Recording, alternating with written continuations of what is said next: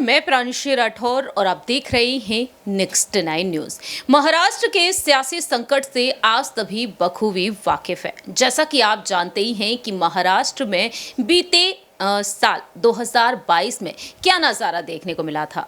महाविकास अघाड़ी गठबंधन की सरकार गिरती हुई नजर आई और बीजेपी ने यहां पर अपनी सरकार बना ली गठबंधन से, जी हां, शिंदे गुट के साथ। जैसा कि आप जानते ही हैं कि इस वक्त महाराष्ट्र राज्य में मुख्यमंत्री के पद पर हैं एकनाथ शिंदे, जिन्होंने शिवसेना के प्रमुख रहे और पूर्व मुख्यमंत्री उद्धव ठाकरे संग बगावत की। और आज ये बगावत जिस तरह से हद से ज्यादा बढ़ती हुई नजर आ रही है, उसके बाद से यहाँ पर उद्धव ठाकरे हर एक चीज खोते हुए नजर आ रहे हैं। एकनाथ शिंदे ने एक एक करके यहाँ पर तमाम चीजों पर अपना कब्जा कर लिया है। एकनाथ शिंदे मुख्यमंत्री बन चुके हैं, तो वहीं 17 फरवरी के दिन चुनाव आयोग ने अपना फैसला सुना दिया। चुनाव आयोग ने यह फैसला इस तरह सुनाया कि यहाँ पर शिंदे के समर्थन में शिवसेना पार्टी का नाम और चुनाव चिन्ह ही दे दिया।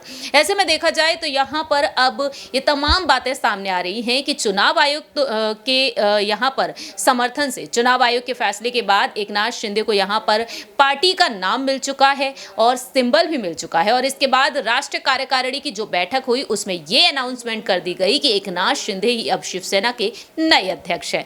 फिलहाल देखा जाए तो उद्धव ठाकरे याचिका दायर किए हैं और याचिका को स्वीकार कर लिया गया है। 3 दिन तक सुप्रीम कोर्ट में सुनवाई हुई और इस सुनवाई के बीच उद्धव गुट के अधिवक्ताओं के साथ साथ शिंदे गुट के अधिवक्ताओं ने अपनी दलीलों को पेश किया। और इस बीच यहाँ पर जमकर बहसबाजी भी देखने को मिली। यहाँ पर अगर बात की जाए वरिष्ठ नेता और वरिष्ठ वकील कपिल सिब्बल के बारे में, कपिल सिब्बल ने जस्टिस डीवाई चंद्रचूड़ के सामने खुलकर अपनी बात रखी और उन्होंने यहाँ पर देखा जाए एक तरीके से जो राज्यपाल रह चुके महाराष्ट्र के भगत सिंह कोश्यारी को जिम्मेदार ठहरा दिया है।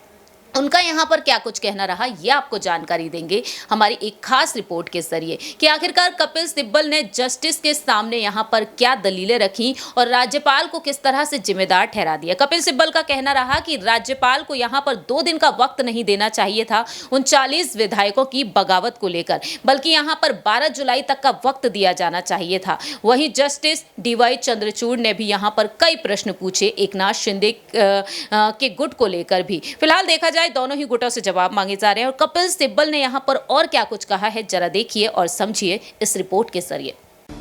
महाराष्ट्र की सियासत में अब एक नया मोड़ आ चुका है। शिवसेना पार्टी और उसके चुनाव चिन्ह को लेकर बीते लंबे वक्त से जो जंग छिड़ी हुई थी उद्धव ठाकरे और एकनाथ शिंदे के बीच, उस जंग पर जहां एक तरफ चुनाव आयोग ने अपना आदेश जारी करके विराम लगाया ही था, लेकिन दूसरी ही तरफ एक बार फिर से शिवसेना पार्टी के नाम और चुनाव चिन्ह पर सुनवाई शुरू हो चुकी है। जी हाँ, 28 फरवरी के दिन सुप्रीम कोर्ट में एक बार फिर से सुनवाई होने बाकी है और ऐसे में देखा जाए तो उद्धव गुट की तरफ से तमाम दलीलों को पेश किया उद्धव गुट के वकीलों ने और दूसरी ही तरफ एकनाथ शिंदे गुट के वकीलों ने भी यहाँ पर अपनी दलीलें पेश की। आपको जानकारी दे दें, इस पीठ में CJI DY Chandrachud, justice MR Shah, justice Krishna Murari, justice Hema Kohli और जस्टिस पीएस नरसिम्हा शामिल हैं। जी हाँ, 5 जजेस की संवैधानिक पीठ शिवसेना की पार्टी के नाम और चुनाव चिन्ह पर अपना फैसला सुना रही है। ऐसे में देखा जाए तो सीनियर एडवोकेट कपिल सिब्बल ने अपनी दलीलों को पेश किया और दूसरी ही तरफ अपनी नाराजगी को भी जमकर जाहिर किया। राज्यपाल को अब उन्होंने लपेटे में ले लिया है कि इस राजनीतिक संकट में राज्यपाल की कार्यवाही असंवैधानिक रही। कपिल सिब्बल ने दलीलें समाप्त करते हुए कहा कि मैं यहाँ इस मामले के लिए नहीं खड़ा हूँ, मैं इसे जीत या हार सकता हूँ, मैं यहाँ उस चीज की सुरक्षा के लिए खड़ा हूँ जो हमारे दिल के बहुत ही करीब है। संस्थागत अखंडता ये सुनिश्चित करने के लिए असंवैधानिक प्रतिक्रियाएं जीवित रहें। यदि योर लॉर्डशिप इसे राज्यपाल की कार्यवाही बरकरार रखते हैं तो 1950 के दशक से हमने जो कुछ भी बरकरार रखा ये उसके अंत का संकेत होगा। इतना ही नहीं, यहाँ पर उन्होंने आगे भी अपनी बात रखी। चुनाव आयोग के अधिकार क्षेत्र में है और उन्होंने तर्क दिया था कि तथ्य यह है कि राज्यपाल ने एकनाथ शिंदे को ऑडियंस दिया और उन्हें मुख्यमंत्री के रूप में शपथ दिलाई। उनका कहना रहा कि उद्धव ठाकरे शिवसेना के अध्यक्ष हैं, किस हैसियत से राज्यपाल ने एकनाथ शिंदे से मुलाकात की, उन्हें मुख्यमंत्री पद की शपथ दिला दी।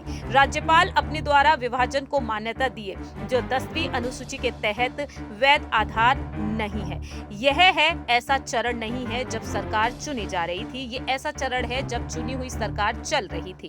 कपिल सिब्बल यहाँ नहीं रुके। कपिल सिब्बल ने नवाब रेविया के फैसले के मुताबिक अपनी बात रखी कि राज्यपाल के पास केवल संविधान के अनुच्छेद 371, अनुच्छेद 200 और अनुच्छेद 356 के तहत उत्पन्न स्थितियों में विवेकाधीन शक्तियां हैं और उन मामलों में जहां चुनाव के बाद सरकार का गठन प्रारंभिक चरण था।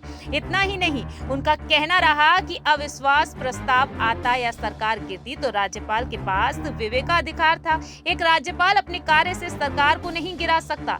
जब एकनाथ शिंदे और बीजेपी ने राज्यपाल से संपर्क किया तो राज्यपाल ने हमें विश्वास मत के लिए कहा। उन्होंने हमें किस आधार पर पूछा?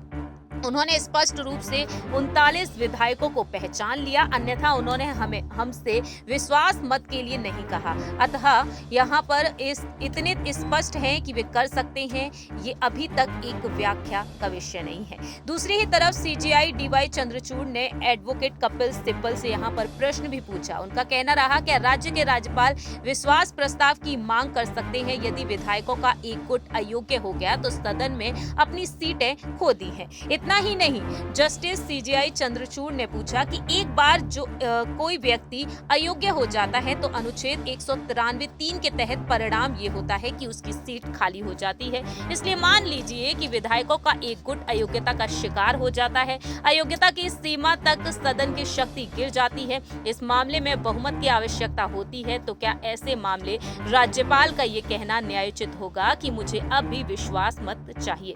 सिब्बल ने यहाँ पर तर्क दे दिया कि राज्यपाल को विश्वास मत हासिल करने के लिए नहीं बल्कि सदन के लोगों को राज्यपाल से संपर्क करना चाहिए। राज्यपाल को इस निष्कर्ष पर पहुंचना चाहिए कि सदन के नेता ने बहुमत खो दिया और वहीं जब कोई उनसे संपर्क करता है। लेकिन यहाँ पर सीजेआई ने सुझाव दिया कि विपक्ष और दल बदलू विधायक दोनों राज्यपाल से संपर्क कर सकते हैं, लेकिन सिब्बल ये कहते हैं असहमति जताते हुए कि वे ऐसा नहीं कर सकते। डीवाई चंद्रचूड़ ने कहा कि राज्यपाल अयोग्यता के घने जंगल में प्रवेश नहीं कर सकते। राज्यपाल उन लोगों की रक्षा के लिए कुछ नहीं कर सकते जिन्होंने अयोग्यता का प्रकोप देखा है। हम आपके साथ हैं। समान रूप से चिंता का विषय ये है कि एक संवैधानिक सिद्धांत है जो कोई भी मुख्यमंत्री के रूप में शपथ लेने वाले सदन के प्रति जवाबदेही होनी चाहिए। वही राज्य के प्रमुख के रूप में राज्यपाल परिणाम की उपेक्षा कैसे करते हैं? सिब्बल का कहना रहा, चलो उन क्षेत्रों में नहीं चलते जिन पर हमें चलने के लिए कहा जाता है। उन्होंने कहा कि हाथ में मुद्दा ये है कि विधायक राज्यपाल के पास कैसे गए, ये जानते हुए कि वे अभी भी शिवसेना में थे। पद की शपथ दिलाई। उनका तर्क रहा कि बहुमत या अल्पमत की परवाह किए बिना सरकार को अस्थिर उनका स्वीकार नहीं है। वहीं अगर बीजेपी को लगता है कि हमने बहुमत खो दिया तो उन्हें एक प्रस्ताव पेश करना चाहिए था। 39 विधायक क्या है? वे अभी भी शिवसेना है, इसलिए वह विभाजन को पहचानते हैं। समस्या यही है, बहुमत या अल्पसंख्यक। आप सरकार को अस्थिर नहीं कर सकते। आदर्श रूप से राज्यपाल को कहना चाहिए था कि आगे कोई कार्यवाही नहीं, अपनी अयोग्यता पर फैसला लें और फिर मैं फैसला लूंगा। वहीं सिब्बल ने दलील जारी की और कहा, सरकार ना गिरे ये सुनिश्चित करने का तरीका अविश्वास प्रस्ताव का लाना। वे क्यों नहीं चले गए? वे गुजरात और असम चले गए। विश्वास मत कैसे कहा जा सकता है? विश्वास मत का मतलब है कि आपने प्रथम दृष्टि ही विश्वास खो दिया। राज्यपाल जानते हैं कि इस सरकार ने विश्वास खोया है। अगर उन्हें इतनी ही चिंता थी तो वह विहिप के खिलाफ मतदान क्यों नहीं किए? जैसा कि आप सभी ने देखा जाना इस रिपोर्ट के जरिए कि सुप्रीम कोर्ट में आखिरकार क्या कुछ हुआ। अब वक्त के साथ साथ ही पता चलेगा जब अगली सुनवाई 28 फरवरी को होगी। 28 फरवरी के दिन यहां पर सुप्रीम कोर्ट क्या कुछ अहम फैसला सुनाता है। फिलहाल देखा जाए 16 विधायकों की अयोग्यता पर सुनवाई जारी है, ये मामला लंबित है और कपिल सिब्बल का कहना रहा कि 16 विधायकों की अयोग्यता पर जब तक फैसला नहीं आ रहा था तब तक चुनाव आयोग को यहाँ पर फैसला नहीं सुनाना चाहिए था। लेकिन आप यहाँ पर कितना सहमत है कपिल सिब्बल की बातों से? और वहीं यहां पर अगर बात की जाए शिवसेना के बारे में तो आखिरकार असली शिवसेना किसकी होनी चाहिए? आखिरकार असली शिवसैनिक कौन कहलाए जाने चाहिए? शिवसेना का असली मालिक किसे होना चाहिए, उद्धव ठाकरे या फिर एकनाथ शिंदे? ये बता सकते हैं आप कमेंट सेक्शन में। इस खास रिपोर्ट में इतना ही। तो बाकी की तमाम अपडेट्स के लिए आप देखते रहिए नेक्स्ट 9 न्यूज़।